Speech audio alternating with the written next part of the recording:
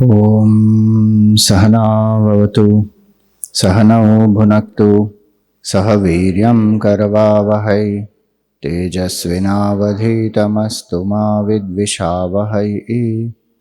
Om Shanti Shanti Shanti.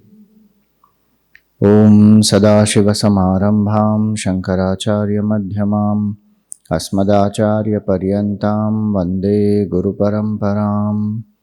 Samasta Jana Kalyane Niratam Karunamayam Namami Chinmayam Devam Sadgurum Brahma Vidvaram. Hari Om. Salutations to all.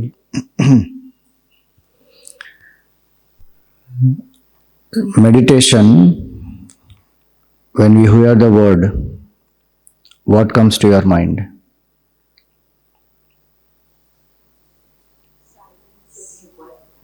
Silence, sitting quietly, going inward, planning. Meditation में one is not sitting and planning actually. अगर वो हो रहा है, then that is not meditation, then that is a planning session. Calming the mind and thoughts. Witnessing and not engaging. Okay. Thinking of Bhagavan. Being. Step towards further evolution. Right. So some of the things you said are a part of the process. Meditation word, is it a noun or a verb?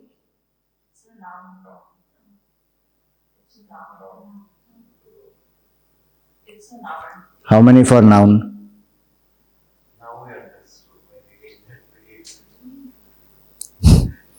How many say it's a verb?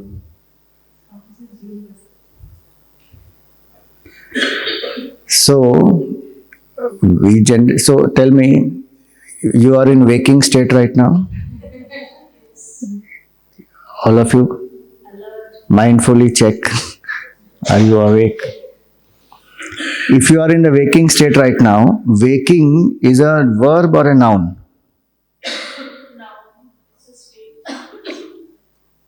Waking is a noun, no? You are in the waking state.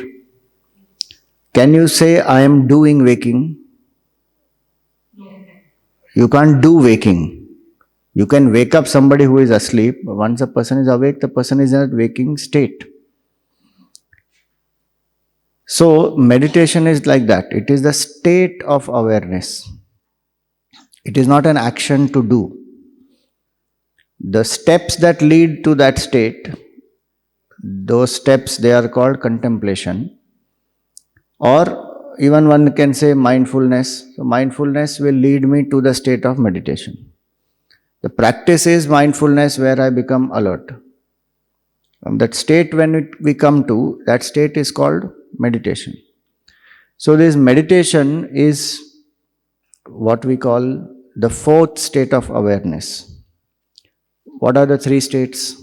Waking, dream, deep sleep. In these three, we keep going round and round.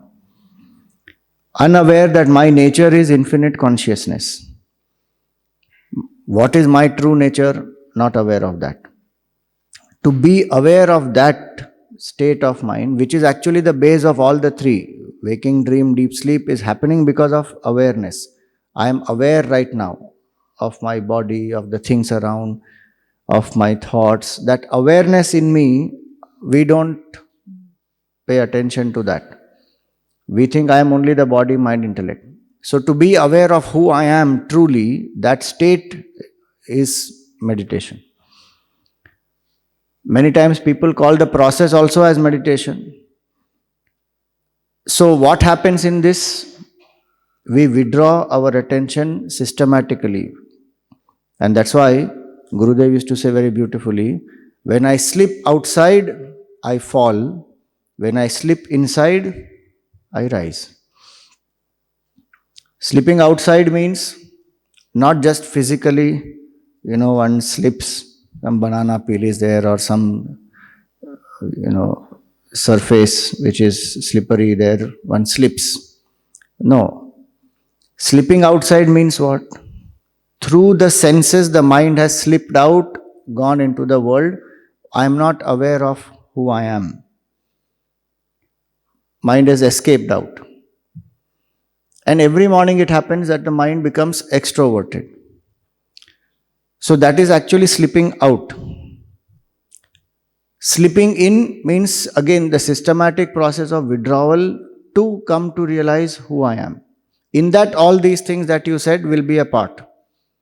Thinking of the Lord, or, being witness, calming the mind, all that will be a part of the process. The state it will lead to is meditation. And this slipping in requires a lot of preparation. If slipping in has to happen where I am alert, then one should prepare. In fact, lot of sadhanas and preparation is required for that. Otherwise, what happens? Instead of sleeping in will happen. And if I sleep inside, I don't rise. I slip inside, I rise. So this process of slipping in is called contemplation. And the state we will reach by that state is called meditation. And hence, there is a beautiful definition, we should say acronym of the word meditation. So meditation word comes from the Latin word medit. In Vedanta we call that, for the word is dhyan. And dhyan again is not a thing, there's not a verb, it is a state. So dhyan is the avastha. We do everything with dhyan. Though people say dhyan kar rahe hain, that's a very colloquial usage. It's like saying I'm doing waking. No. Dhyan is the avastha, meditation is the state. So the word meditation by itself comes from the Latin word medit. Medit literally means to heal. And what will this state heal? It will heal body also. It will heal our mind, because attention we pay. Yesterday Sunita told it is paying attention in a particular way. It is like the torchlight, not like the general sunlight. It is torch. So specifically I am becoming aware. So in the state of meditation, we become aware. That's the whole process, is to bring awareness consciously. What has happened outside when the mind has slipped out, from there we are withdrawing the attention. So from the past and future we bring it to the now. What is happening around me, I become aware. From the now to the body, become aware of the body. Yesterday Yoga Nidra was one experience. Then become aware of the breath. Further within, become aware of the mind and learn to focus the mind on one single point. With that mind which is quiet, contemplate on the true nature. Be aware of the self.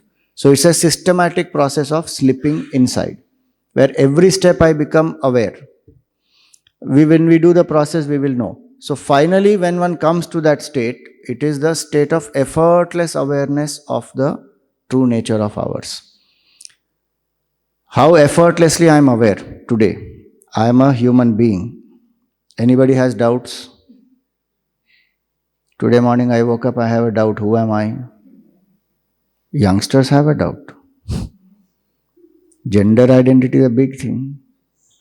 And now to gender, pata nahi, male, female and neuter, wo to alag hi baat hai. People are becoming dog and astronaut, and I'm not astronaut, the dog and cat and kuch bhi ban rahe hain. What we are talking is effortlessly how we are aware. I am a human being. That effortlessly I am to be aware that my nature is truth, imperishable, unborn, absolute. So that's the goal, final goal which one has to abide in. So it is the fourth state of consciousness. It is not a practice to do. It is a noun, it is not a verb, though people do call it as a practice. But otherwise, the practice is contemplation, and mindfulness is a great tool which will lead to this state. I can't be unmindful through the day and expect that the mind will become focused in this process of contemplation. Because this mind will become, it has been trained. And that's why when Gurudev was asked, how long should one meditate? He said, 24 hours. How to meditate 24 hours? He said, for half an hour of meditation, you must have 23 and a half hours of alert and vigilant living. So if my life through the day is not with mindfulness, with alertness, I am allowing the mind consciously to wander more and more, doing more than one thing at a time, then I am systematically training, and mind is a mechanical tool. Whatever I train it, it will just do like that only. Hence, through the day, alertness, very important. Even if I am doing something fast, I have to hurry, let us say, for some reason. I am mindfully hurrying and being aware of that. Whatever I do, if I become mindful of that, it will help me to come to a meditative state very fast. So mindfulness is a very big aid in meditation. So the acronym of meditation as a memory aid is this: mind engaged in deep inquiry, total awareness, transcending its own nature. That is this state. It's mind engaged in deep inquiry, inquiry into who am I actually, and total awareness of what is happening inside, outside, being fully aware. That I chose to withdraw and then not be aware of the things outside and focus on one, that's a different part of the process. But otherwise, mind is aware, either of outside, inside, or of purely what is happening in the mind. Total awareness is not, even if it is wandering, I am aware it is wandering, I bring it back. Whenever the mind becomes inalert, unaware, bring it back. For that is what we need as support. So we will come to that. So mind engaged in deep inquiry and total awareness. What is the purpose? Transcending its own nature. Transcending its own nature has two meanings. One is many inhibitions we have in our own mind. I can't do this, I can't do that, I am not loved enough, people don't trust me, people don't care for me. So many such inhibitions are there. I can't attract wealth, I am not very prosperous, I am not good at communication. Like that, so many self-limiting beliefs one has. They are just beliefs, they are just thought processes which we have entertained. The more I become aware, the more I can see how I have trained myself, I can let go. Those thought processes, when I let go, I transcend my own nature. And at a Vedantic level, I transcend finitude. Jiva Bhav, I transcend, realize the truth. So this is what meditation is, just as a memory aid. A process, finally coming to the state where I have transcended my nature. Now, what are the steps here? These are the steps. Preparation and posture, the first one. So what is the preparation required before we even sit to do this contemplation? Selfless service. As much I reduce my selfishness, that much better. Single-pointedness, so doing one thing at a time, and moderation. These three simple things one should practice in a day, where no extremes the mind goes into, learns to do one thing at a time, and do it with as much selflessness as possible, keeping the other person in mind, thinking the well-being of others, doing it with genuine love and selflessness. If these three are done, the mind will be relatively quiet, happy, peaceful. That mind can contemplate. So that is preparation before. Then when we sit, what is the preparation? We sit with an attitude of cheerfulness, contentment, with the head, neck and the spine in a straight line. A lot of times we don't We are not aware of our posture. Yes, Gurudev used to say, don't sit like a question mark, sit like a exclamation mark, sitting like that. Even when we sit on the chair, sometimes our posture is not erect. It becomes like this. Backrest is there so that the back will remain erect. But then one is moving back, stooping forward, one is not aware. So back must be straight. Posture very important, especially in this process, because energies will generate in the body. Those energies will actually heal, which is why asana, etc. is required. Here there is carpet, so there is no issue. Plain ground will drain away all those energies. Earth will drain. In meditation, that is not required. In contemplation, that is not required. When we do mindful walking on the grass, that time we want earth to take away. But in here, we don't want that to happen. So one asana should be there. So that's a preparation. And please do not share the asana.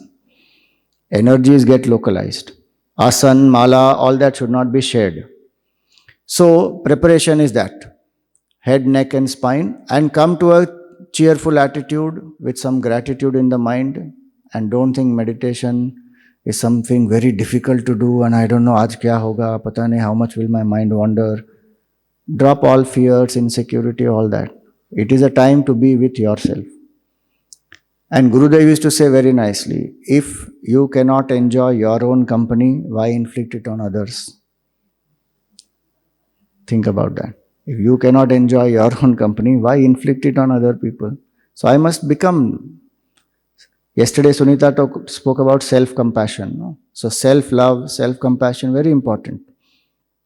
Even if I have some negativities, I am not a bad person totally. I can overcome it. There are so many good aspects to me. So self-condemnation, thinking I am not good enough, all those thoughts drop. In preparation, be happy. You are meeting who you are. So preparation and posture. Second, auto-suggestions. 3 auto-suggestions we will give to our own mind. First one is for the next 20 minutes, 30 minutes, I am steady and still without any movement. Steady and still meaning at the base, no movement. On the top, no movement. Otherwise, people sit steady at the base, but the top they keep moving. Bhajan Kirtan is not happening. Happily say Ram, Ram, Ram. There you can do all. Here we don't have to do. Steady at the base, still at the top. A still body, very important for a still mind. It will not happen otherwise. Because awareness will get externalized. So, first auto suggestion is that. Second, I am alert, awake and quiet. Because our mind does not know to be awake and alert when it is quiet. What happens to the mind? When it is quiet, goes to sleep. So we have to consciously train. I am alert, awake and quiet.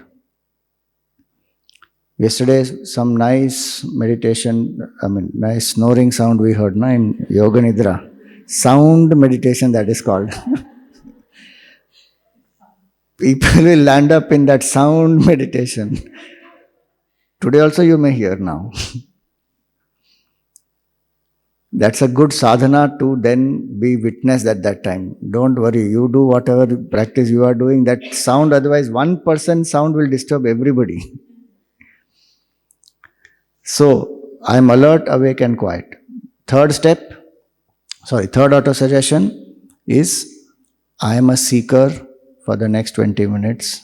All other roles can wait. Whatever be the roles, whatever be the urgency of work, if I am sitting quietly for 20 minutes, I am a seeker for the next 20 minutes. It is only between me and God, nothing else. 3 auto suggestions. Now starts the process of contemplation where we withdraw. So first become aware of what is happening around me. Having closed the eyes, then I become aware of what is happening around me.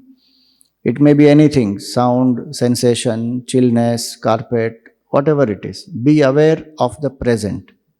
Simple happenings in the present around me. Fourth, relaxation of the body. Yesterday she already taught you, so similar process. Today morning also did you do something like that? So relax the body through simple deep breathing, inhalation, exhalation. One simple rule in that, exhale longer than you inhale. Then the relaxation will be much more. Why should I relax the body? Meditation is not relaxation, but relaxation is a part of this process. Because if the body is relaxed, it is easier to withdraw the attention from it. Focus on the breath. Incoming, outgoing breath. That time there is no deep breathing, just be aware of the breath. Then here, in the space between the two eyebrows or in the heart, either of these two, what should one do? Focus. Circle of white light. Here or here. If you believe in a particular form of Bhagwan, you can invoke that form. If you are practicing any other types of meditation where there is any other support system, one can use. These two are focal points. This is, if one is more emotion oriented, use this. More logical, use this. But don't shift in between. First 10 minutes here, the next 10 minutes here, I end with here. I am not joking, there are people who do all that, Baba. Because they want, I don't want to lose out on anything. Whichever you do, you will reach the same truth finally. Don't worry. So just stick to one, whichever one. Invoke. We will do today Om. Yesterday also she did Om. Om is a sound symbol. So we will do with Om. Concentration. Then chant the mantra. Sometimes if one is doing chakra meditation, then one is focusing on the chakra. Someone is doing something else, they focus on those. Here we will use a mantra. So now you have your mala, no? Take out that mala. This is, so how does one use a mala? Traditional method first I will tell you. Take the mala, this bead is the Meru. This is the most important bead in the entire mala. Meru is a symbol of Bhagwan. Many times we don't have picture of Bhagwan in front of us, Murti is not there. For us, Meru is Bhagwan. So we hold the Meru first, and with the bhav, whichever form you worship, hold this Meru with the bhav that this is Bhagwan and this I am holding the feet of Bhagwan. Bow down. So we actually bow our head and do this. Like how we generally do Namaskar, that way we bow down. Because the bhavana is, I am bowing to the feet of Bhagwan. One can even do like this. But here the bhav is bow down. So first do this. Then keep the mala on the ring finger. The Meru ke niche, immediate, ring finger. Touch your thumb to this ring finger. Now this will become a closed loop. Now this will not, mala will not fall. Now once you keep it here, these two fingers we are not using in mala. Only these three. So with the middle finger we have to rotate the bead. And please remember two things while rotating the bead. Number one, rotate the bead after the mantra is over. Number two, rotate inwards. The bead must turn inwards because the suggestion to the mind is, I am turning within. Don't rotate the bead outside. Turn inward. So, suppose we say Om, then turn. Om, then turn. Om, then turn. If this process, the mind is getting used to this process, what will happen? When you are saying Om and then you turn the bead, sometimes when the mind wanders, this bead turning will stop. Then one will become immediately aware, oh, mala has stopped, so I can come back. So one will become more alert through this.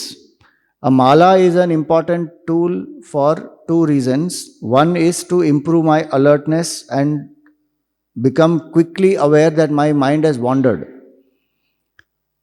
Otherwise, what happens when we don't use a mala? We say Om 10 times, and then the mind has wandered and it has gone very far for quite some time. Then by the time we come back and we say Om again, the time is over.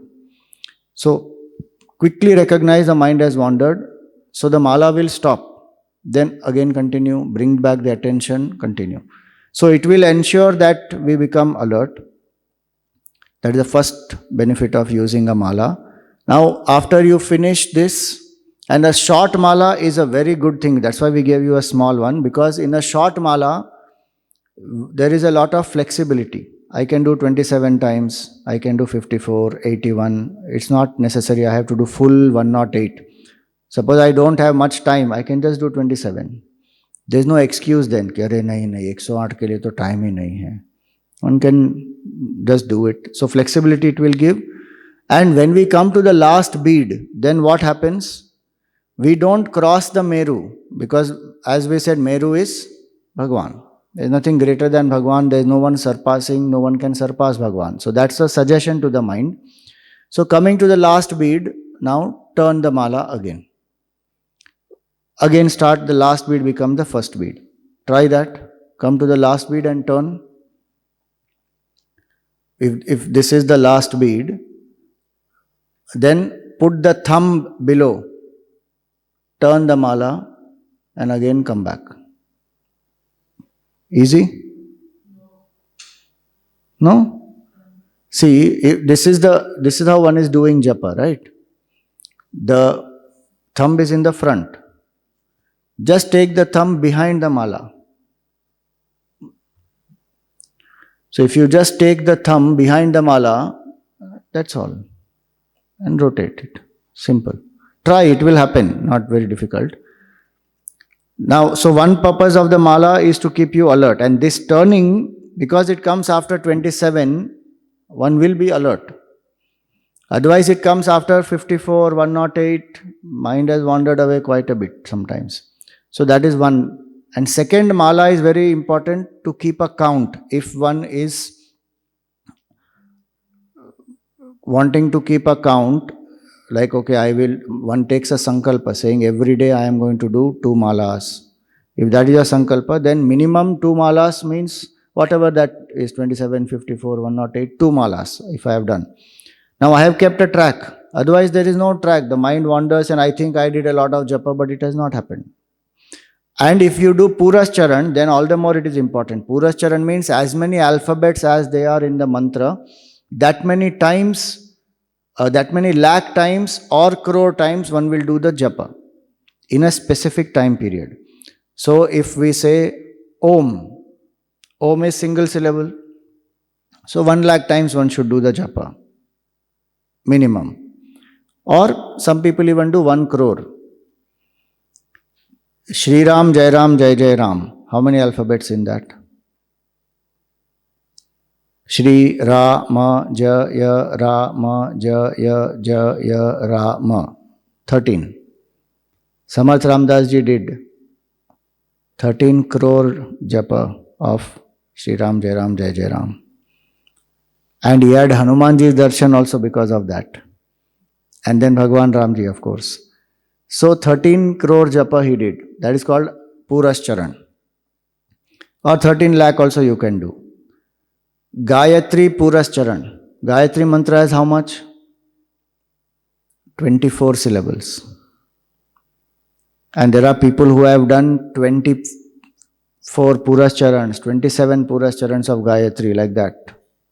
Mantra japa is very powerful sadhana. So to keep a count of the number, and they will do it within a specific time period, 2 months, 3 months, like that. So every day a certain count has to be kept, 100 malas, 200 malas. So for that the mala is important.